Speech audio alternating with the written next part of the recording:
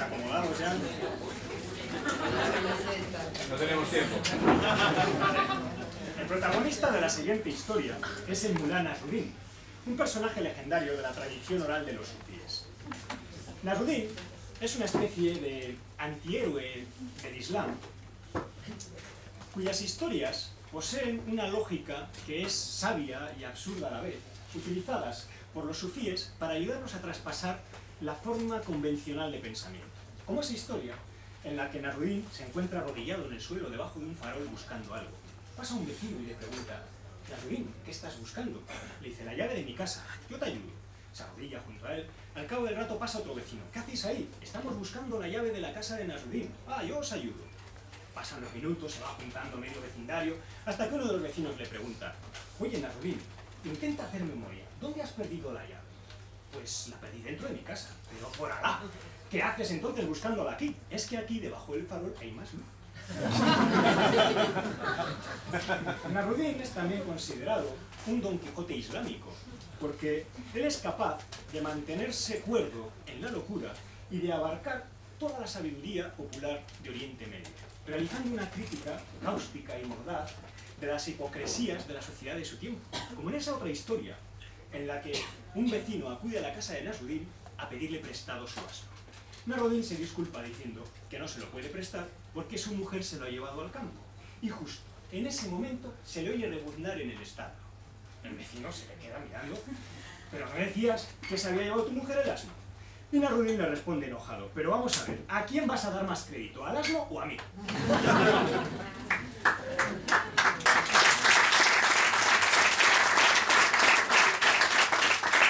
La historia que os había venido a contar empieza en una lejana aldea de un remoto lugar en el Medio Oriente, al cual llega Nasruddin precedido por su fama de hombre sabio. Los habitantes de la aldea le piden que por favor les dé una conferencia para que puedan beneficiarse de su sabiduría.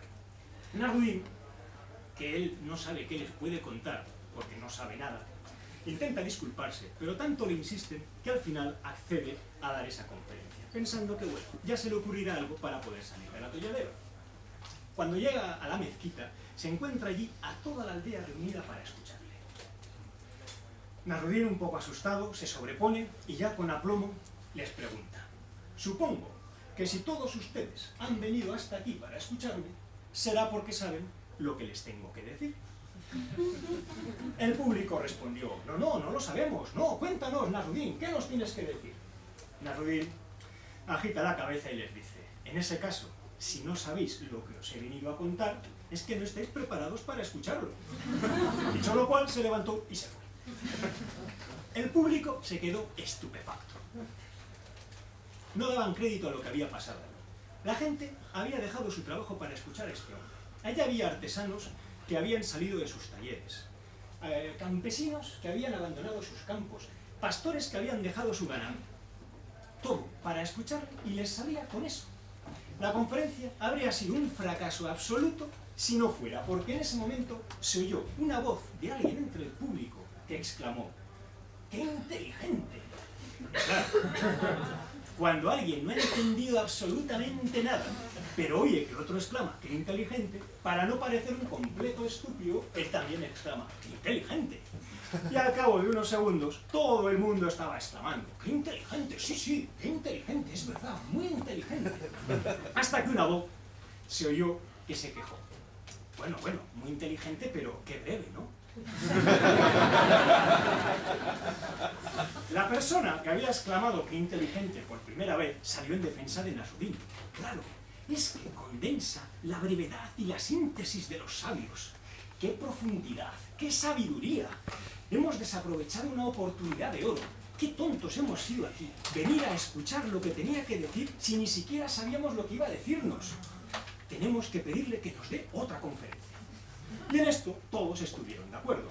Decidieron formar una delegación de notables que acudieran a la casa donde se alojaba Nasruddin para pedirle una segunda conferencia.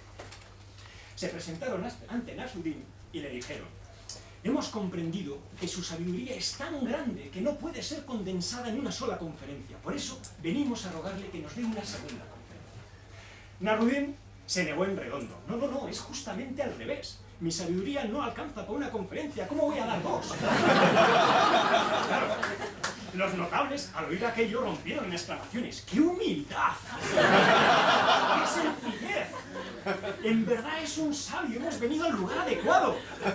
Y cuanto más insistía Nasrudin en que no tenía nada que decirles, más insistían ellos en que lo querían escuchar. Al final, tanto le insistieron que Nasrudin accedió a dar una segunda y, eso sí, definitiva conferencia. Al día siguiente, Nasrudin se presentó en la mezquita y se encontró que estaba atiborrada de gente. Estaba toda la aldea y gente de las aldeas vecinas que habían venido atraídos por la fama de aquel maestro. Nasrudin no sabía qué decir, de manera que decidió insistir con la técnica del día anterior. Se plantó con mucha seguridad delante del público y repitió la misma pregunta. Supongo que si todos ustedes han venido hasta aquí para escucharme, será porque saben lo que les he venido a contar. Esta vez el público estaba prevenido. Por supuesto, no iban a ofender al maestro con la infantil respuesta del día anterior. De forma que todos respondieron: sí, sí, claro que lo sabemos, por supuesto, ya sabemos lo que nos vas a decir. Nasrudin, al oír aquello, les respondió: en ese caso, si todos ustedes ya saben lo que les he venido a decir, no veo la necesidad de repetirlo. Dicho lo cual, se levantó y se fue. El público estaba boquiabierto. Se miraban unos a otros sin comprender nada. Habían respondido lo contrario del día anterior y, sin embargo, el resultado había sido el mismo. La conferencia, nuevamente, habría sido un fracaso estrepitoso si no fuera porque cuando ya se estaban caldeando los ánimos, se oyó que otra persona exclamó: ¡brillante!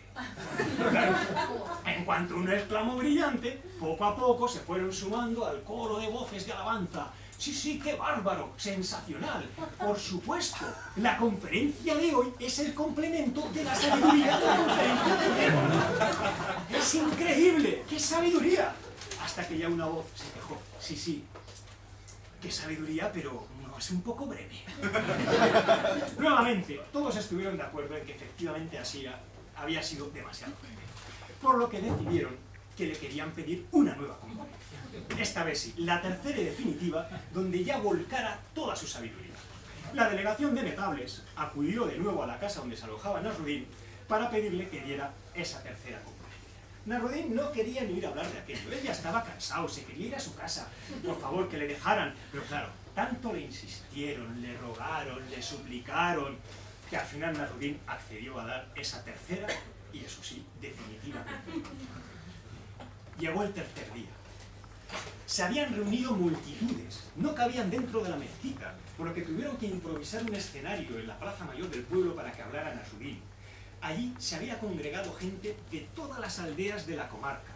Entre ellas pululaban vendedores ambulantes, saltimbanquis, malabaristas. Allí había tragafuegos, comesables, echadoras de cartas. Ni siquiera en los días de mercado se juntaba tanta gente. Cuando Nasrudin vio aquello, le temblaban las piernas. No sabía qué les podía decir. Se subió al escenario, se tuvo que sentar para no caerse al suelo y después de unos segundos decidió que lo mejor sería insistir con la misma técnica de los 2 días anteriores. De manera que nuevamente les preguntó: supongo que si todos ustedes han venido hasta aquí para escucharme, será porque saben lo que les tengo que decir. Por supuesto, todo el público estaba prevenido. Nadie debía abrir la boca. Solamente hablaría el alcalde. Este se levantó y tomó la palabra. La mitad sabe y la otra mitad no sabe. Se hizo un silencio sepulcral. Todas las miradas, hasta las de los niños más pequeños, estaban centradas en la cara de Nasrudin. Este no sabía qué decir, pero al final se rehizo y les habló. En ese caso, los que saben, cuéntenles a los que no saben.